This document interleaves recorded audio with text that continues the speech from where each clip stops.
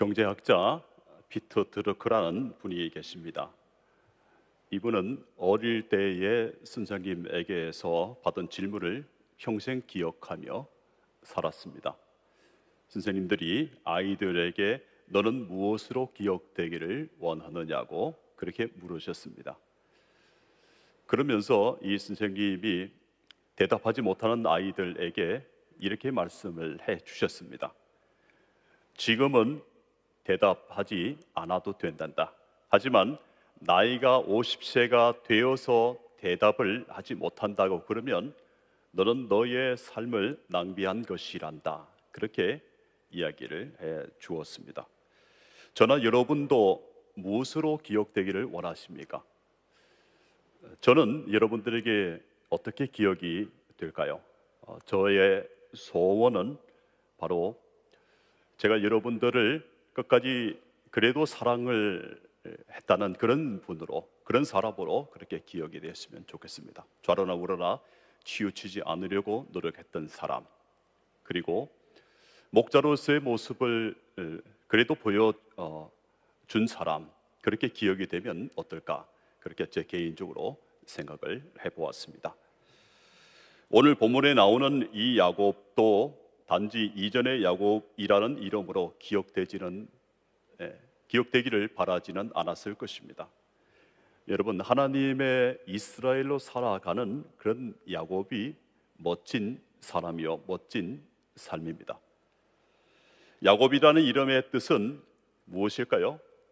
형의 발뒤꿈치를 잡고 나왔다는 그런 뜻입니다. 그런데 이 발뒤꿈치를 잡았다는 것이 이 야곱에게 있어서 이 에서가 받아야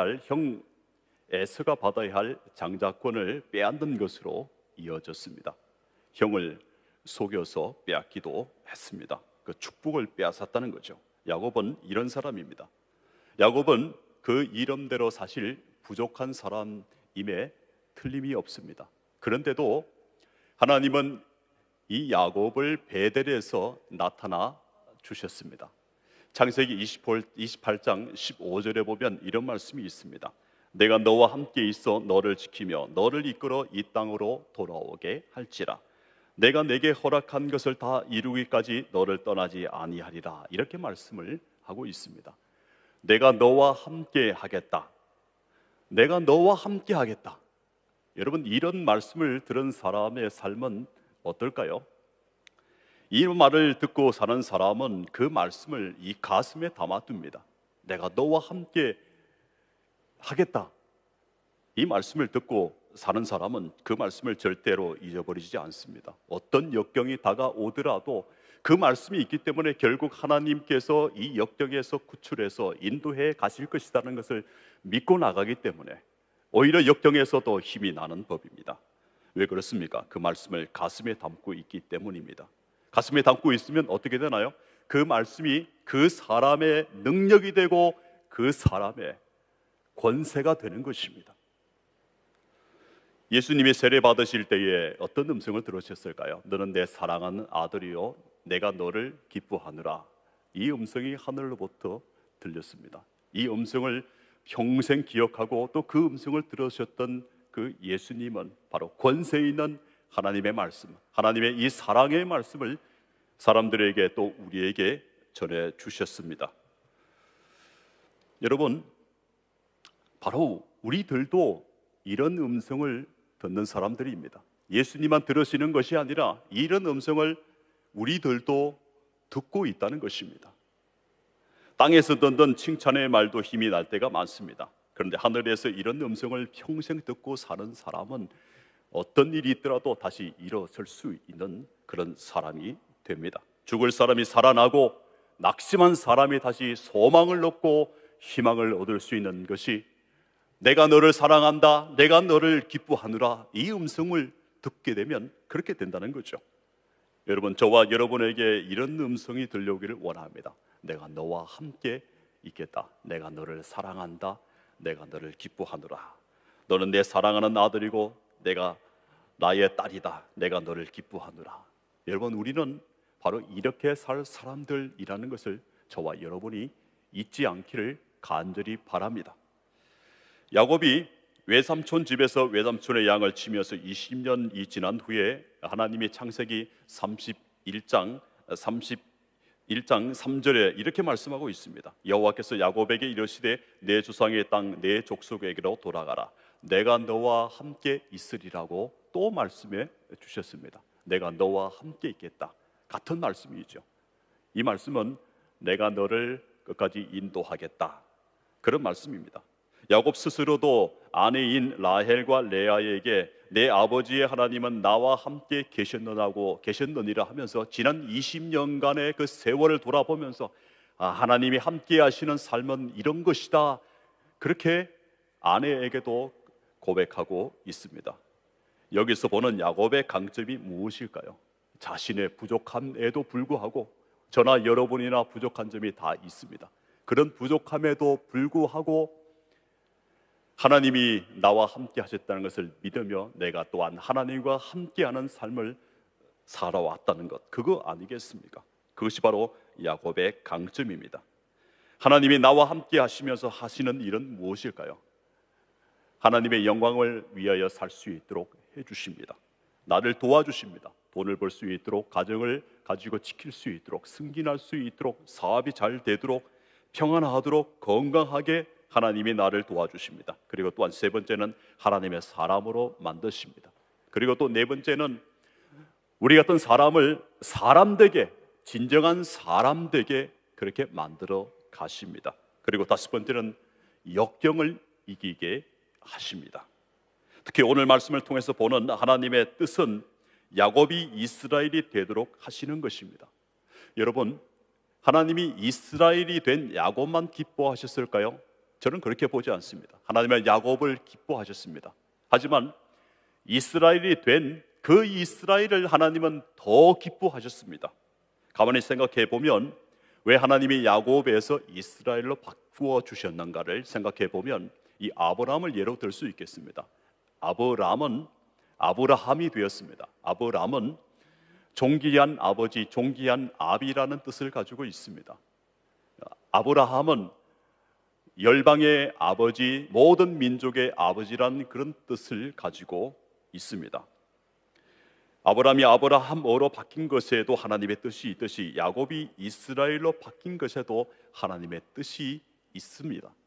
야곱이란 뜻은 제가 말씀드렸듯이 속여서 취하는 자, 발뒤꿈치를 잡은 자, 그렇게 해야만이 살아가는 사람의 전형이라고, 모범이라고, 모델이라고 말씀드릴 수 있습니다. 하지만 이스라엘은 하나님의 다스림을 받는 자, 하나님과 겨루어 이긴 자, 어떤 모습이 더 아름다운 모습이겠습니까? 그렇습니다.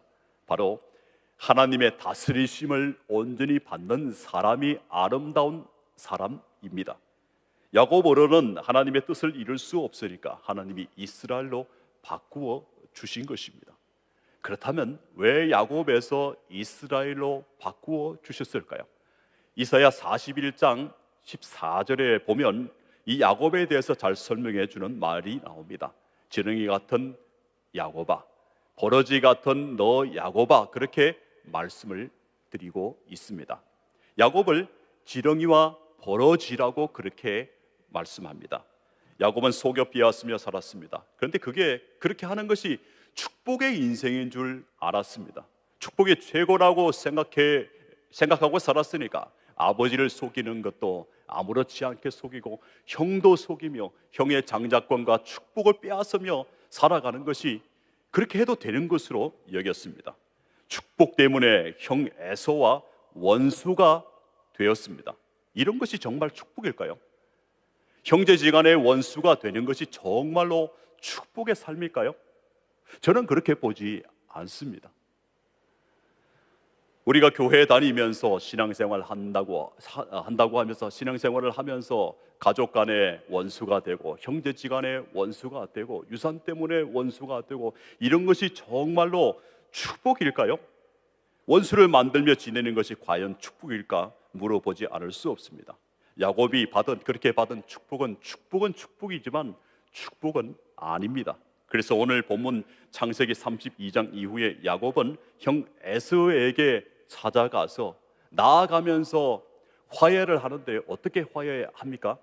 자신을 굽히면서 절하면서 절을 계속하면서 나아가면서 자신을 돌아보며 자신을 용서해 달라고 그렇게 하면서 화해의 길을 걸어갔던 것입니다. 그게 가장 참 축복이라는 것을 알았기 때문에 야곱은 이스라엘이 되면서 충분하게 굽히면서 나간 것을 봅니다. 제가 어느 책에서 어느 집사님의 이야기를 읽어본 일이 있습니다. 그 집사님의 이 어머니는 불교를 믿으시다가 절에 다니시다가 은혜를 받아서 예수님을 영접했던 그런 분입니다. 그래서 이 집사님은 어릴 때부터 교회를 다니게 되었습니다. 그런데 결혼하니까 시어머니께서 절에 다니시는 분이셨습니다. 그러니 종교가 다르니까 또 핍박이 있을 수 있잖아요. 종교가 다르니까 이 집사님이 시댁에서 이상한 사람이 되었습니다. 그러니까 핍박을 받았습니다. 그런데 핍박을 받다가 이 집사님이 이렇게 온 가족들에게 이야기를 했습니다. 이혼해도 좋으니까 예수 그리스도를 믿는 것은 포기하지 않겠습니다. 이렇게 이야기를 했습니다. 그래서 난리가 났습니다. 그런 가운데서 이 집사님이 숨막혀 죽을 것 같았습니다. 그러면서 기도를 계속했습니다. 그 기도하는 중에 하나님께서 환상을 보여주셨습니다. 그리고는 하나님의 음성이 들려왔습니다. 그 음성이 마음에 부딪혔습니다. 저게 뭔 줄 아느냐? 저게 뭔 줄 아느냐? 이 집사님이 바라보시니까 지렁이가 꿈틀꿈틀대고 있는 모습이 보였습니다. 그러시면서 하나님이 이렇게 말씀을 해주셨습니다. 너는 저 꿈틀꿈틀 하는 것도 하지 말고 기다리라. 너는 저 꿈틀꿈틀 하는 것도 하지 말고 기다리라. 그렇게 말씀을 해주셨습니다. 이 집사님이 그 말씀을 믿고 인내하면서 또 기도했습니다. 그런데 어느 날 시어머니의 꿈에 빛이 강렬하게 비쳤습니다. 그 빛이 비치는 것을 보고 나서 이 시어머니께서 마음을 돌이켜서 절과 관계된 모든 것들을 다 버리시고 예수님을 믿으시면서 교회를 다니게 되셨습니다. 이 집사님이 시집 오신 지 3년 만에 온 가족들이 다 변화되어서 예수님을 믿었던 것은 하나님께서 주신 복이었지요. 이 집사님이 들어와서 시댁의 종교가 다 바뀌었습니다. 이 집사님 위주로 모든 것들이 다 바뀌었다는 것을 이야기를 드리고 싶습니다. 너는 지렁이가 꿈틀꿈틀 하는 것도 하지 말고 기다리라. 너는 지렁이가 꿈틀꿈틀 하는 것도 하지 말고 기다리라. 하나님이 야곱을 지렁이로 보셨습니다. 지렁이는 살기 위해서라도 꿈틀꿈틀 되는 것이 지렁이가 아니겠습니까? 사실 이 이스라엘이 되기 전에 이 야곱의 모습은 이 지렁이가 꿈틀꿈틀 되는 것처럼 축복을 받기 위해서 축복이 모든 것인 줄 알고 꿈틀꿈틀대며 자기 스스로 모든 것들을 하는 그런 사람이었습니다. 그게 다인 줄 알았습니다. 여러분 사실 보면 지렁이가 꿈틀꿈틀 되는 것이 그 모든 삶이지 않습니까? 그런데 그것조차도 하지 말라는 것입니다. 그러면 우리는 무엇을 해야 합니까? 그러면 우리는 무엇을 해야 또 무엇을 드려야 하겠습니까? 우리는 무엇을 해야 무엇을 드려야 축복받는다고 그렇게 여깁니다. 야곱이가 축복받으려고 너무 열심히 그랬습니다. 그런데 그게 다가 아니라는 거죠. 예수님이 유대인들에게 물으셨습니다. 예수님에게 유대인들이 물었습니다. 우리가 어떻게 하여야 하나님을 하오리까? 예수님은 이렇게 대답하십니다. 하나님의 일은 바로 하나님께서 보내신 일을 믿는 것이 하나님의 일입니다. 이렇게 이야기를 해 주셨습니다. 내가 자꾸 하는 것이 아니라 나는 할 수 없습니다. 그래서 나는 할 수 없어서 내가 두 손 들고 나가며 하나님이 하실 것을 내가 바랍니다. 바로 이것이 예수님께서 말씀하신 바로 그것입니다. 여러분 오늘 본문 창세기 32장 26절에 보면 이런 말씀이 있습니다. 그가 이르되 날이 세려하니 나로 가게 하라. 야곱이 이르되 당신이 내게 축복하지 아니하면 가게 하지 아니하겠나이다. 이렇게 말씀하고 있습니다. 왜 축복입니까? 야곱은 축복의 힘을 믿었습니다. 그래서 그 축복을 취하려고 온갖 수단을 다 발휘했던 것입니다. 근데 야곱이 여기서 보니까 26절에 보니까 야곱이 가진 이 문제 해결의 방식이 어떤 것일까요? 놀랍게도 다시 축복을 붙잡고 있습니다. 놀랍게도 축복을 내게 해 주시옵소서, 그렇게 하고 있습니다. 축복을 위해서 잘못된 방법을 써왔던 이 야곱이가 이제는 축복을 받는 제대로의 방법을 통해서 하나님의 이 축복을 받고자 하는 것을 봅니다. 그 축복의 내용은 무엇일까요? 야곱에서 이스라엘로 바꾸어 주시는 것입니다. 에서를 바꾸는 것이 아닙니다. 야곱을 바꾸어 주시는 것입니다.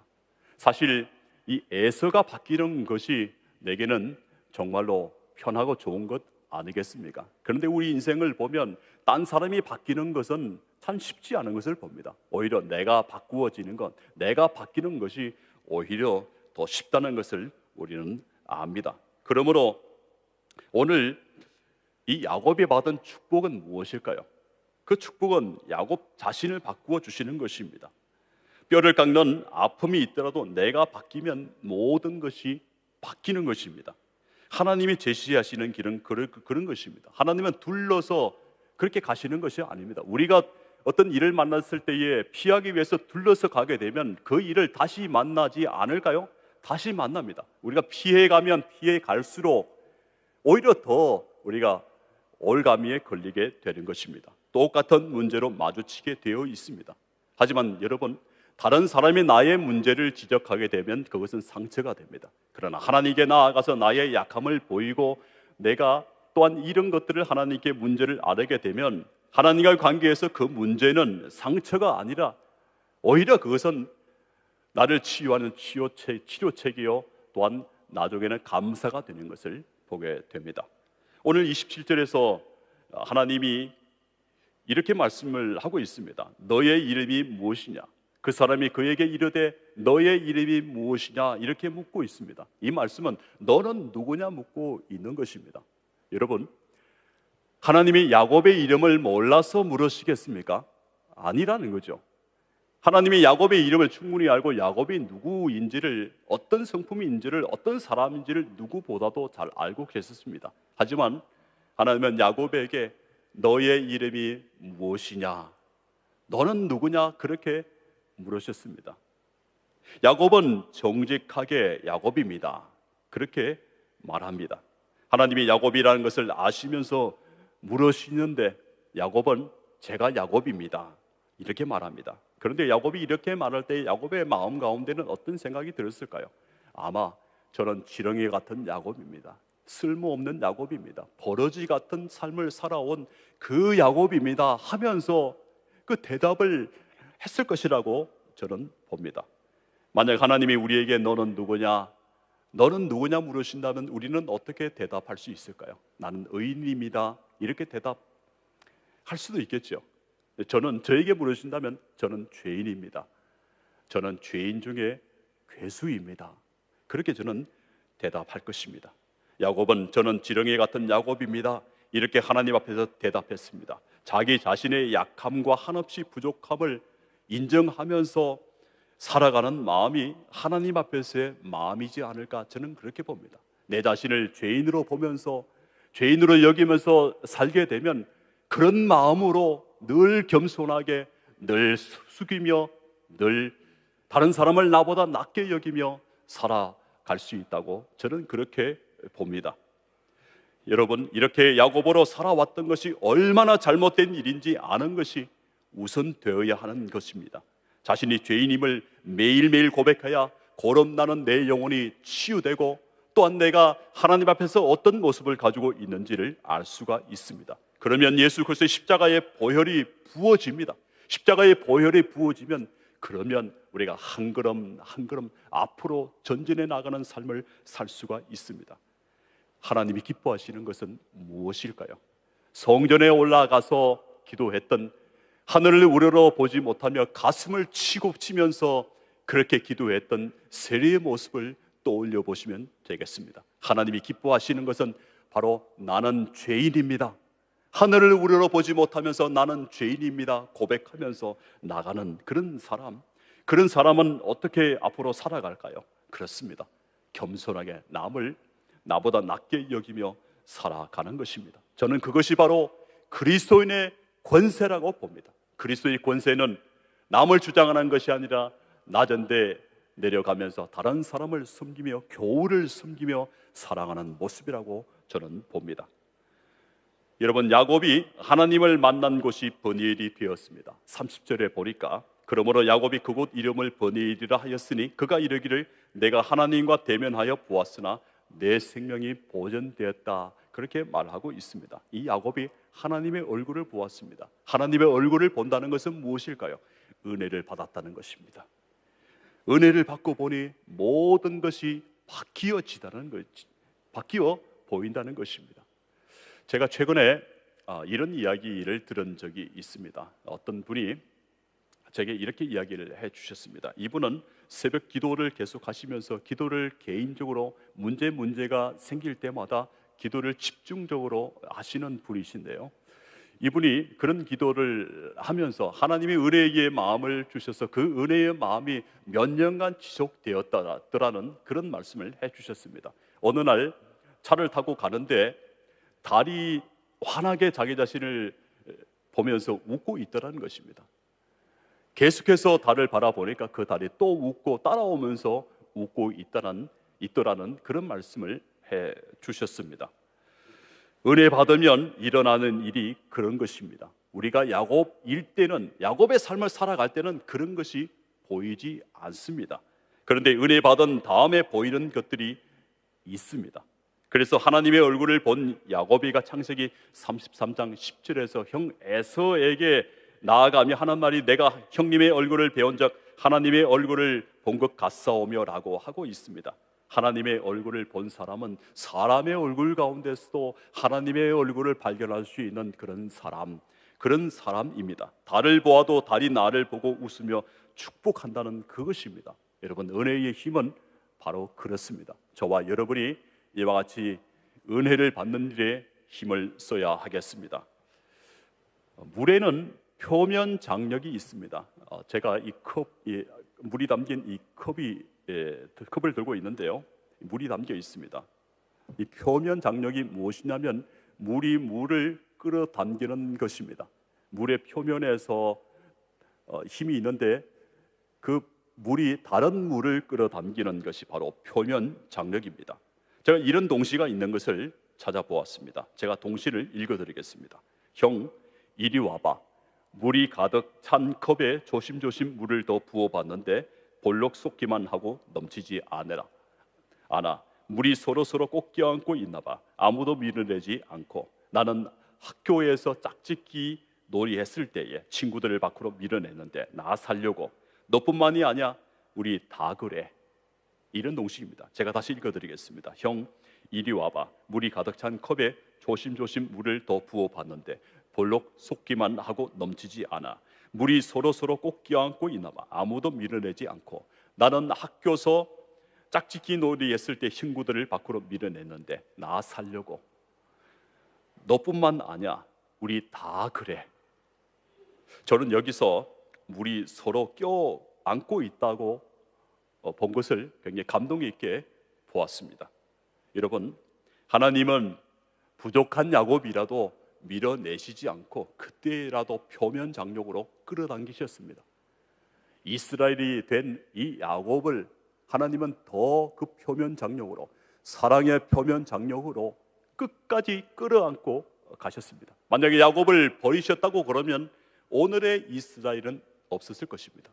여러분들과 제가 부족하더라도 우리는 버리지만 하나님은 버리지 않으셨기 때문에 우리는 지금 이 자리에 있는 것입니다. 늘 하나님은 우리를 사랑으로, 십자가의 사랑으로 끌어당기십니다.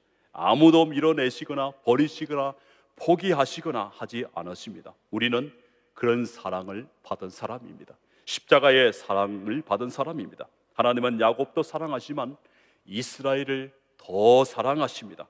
더 사랑받는 사람이 살아갈 길은 무엇일까요? 내가 형님의 얼굴을 배운 적 하나님의 얼굴을 배웠는 것 같으니이다. 이런 삶일 줄로 저는 그렇게 믿습니다. 여러분, 내면이 바뀌니까, 야곱의 내면이 바뀌니까 세상의 모든 것이 바뀌더라는 것입니다. 무거웠던 야곱의 영혼, 그 마음이 은혜 받는 그런 새벽이 되어서 가벼워졌습니다. 사람이 살다 보면 몸만 무거워지는 것이 아닙니다.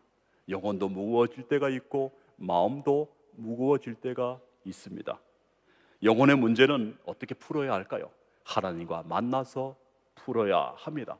사랑과의 만남도, 또 사랑과의 만남에서 일어난 모든 문제도 하나님과 먼저 풀고서 사람에게 가서 푸는 것이 순서라고 봅니다. 하나님과 다 풀었다고 해서 그 사람과 풀지 않아도 되는 것은 아닙니다. 그러면 세상이 아름다워지지 않습니다. 저와 여러분은 교회를 아름답게 하는 사람일 뿐만 아니라, 가정을 아름답게 하는 사람일 뿐만 아니라 세상을 아름답게 만드는 그런 사람들입니다. 우리로 인해서 세상이 더욱더 살기 좋은 세상, 그런 세상이 되어야 합니다. 오늘 31절에 중요한 말씀이 나옵니다. 그가 번뇌를 지날 때에 해가 돋았다고 그렇게 말씀을 하고 있습니다. 저는 우리 교회에 있으면서 이 빛과 또 해에 관한 그런 말씀을 많이 들었습니다. 창세기에 나오듯이 빛이 있으라, 또 오늘 창세기 32절 2장에 나오듯이 해가 돋았다는 그런 말씀을 많이 전했습니다. 왜 그러냐 하면 우리가 이와 같이 빛을 받은 사람인데, 그 빛을, 하나님의 이 은혜의 빛을 더 많이 받으며 살아가는 것이 우리의 권세, 빛의 잔으로 살아가야 되겠다, 그렇게 생각해서 그렇게 말씀을 전했습니다. 제가 위에서 책에서 읽은 언어 집사님의 이야기에 나오는 시몬님이 꿈속에서 무엇을 보았습니까? 꿈속에서 무엇을 봤습니까? 그렇습니다. 빛을 보았습니다. 그 빛은 환한 빛이었습니다. 환한 빛인데 강렬한 빛이었습니다. 그 강렬한 빛을 만났습니다. 오늘 말씀 31절에서도 해가 나옵니다. 근데 그 해는 이전에도 떠올랐던 해입니다. 그날만 떠오르는 해가 아니었습니다. 그 해는 아침에 처음 떠오르는 해입니다. 그런데 여러분, 이스라엘이 된 이 야곱이 그 해를 보았다고 합니다.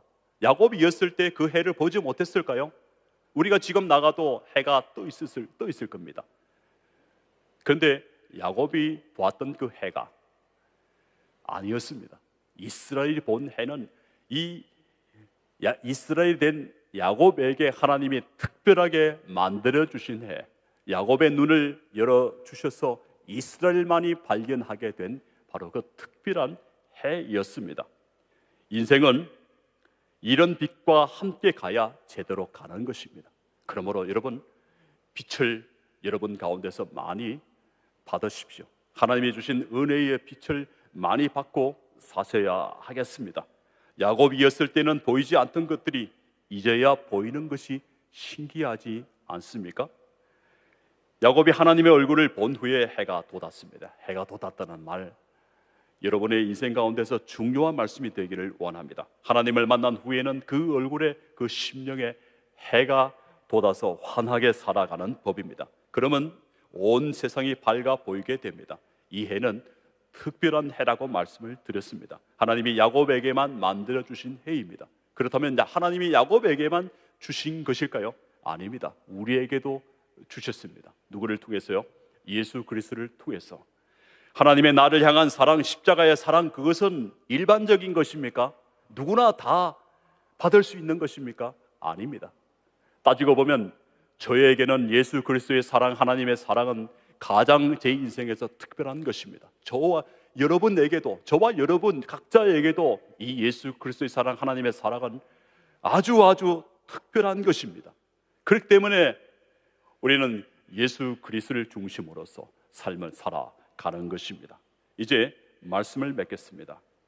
하나님은 스스로 아무것도 아니라고 하는 사람과 함께 일하십니다. 내가 모든 것이다, 내가 everything, 모든 것이라고 하는, 모든 것을 할 수 있다고 하는 사람하고는 일을 하지 않으십니다.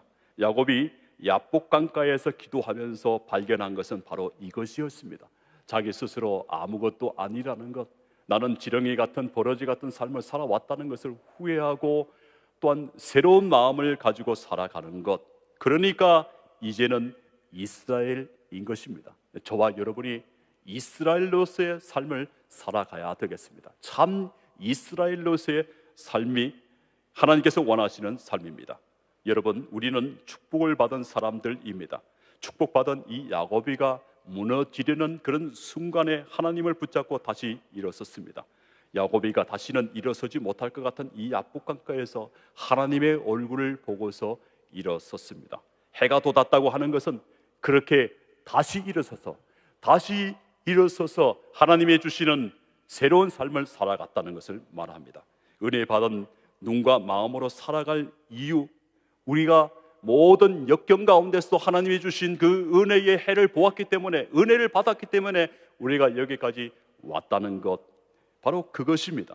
저와 여러분도 일어나지 못할 그런 역경을 만날 수도 있습니다. 하지만 그 역경에 지지 않고 하나님이 말씀하시는 것, 내가 너와 함께 있겠다, 내가 너에게 너만의 특별한 해를 만들어 주겠다, 이 말씀을 기억하시면서 이 모든 역경을 이기며 나가는 저와 여러분 되기를 원합니다. 하나님이 저와 여러분에게 주시는 해는 매일매일 오늘도 또 오릅니다. 그러므로 우리 모두가 주저앉거나 낙심해서는 안 되겠습니다. 다시 오늘 우리가 만나는 그 해를 보면서 하나님이 나에게 주신 해라고 여기면서 십자가의 사랑과 하나님의 사랑을 기억하며 오늘도 전진해 나가는 저와 여러분 되기를 간절히 바랍니다. 기도하겠습니다.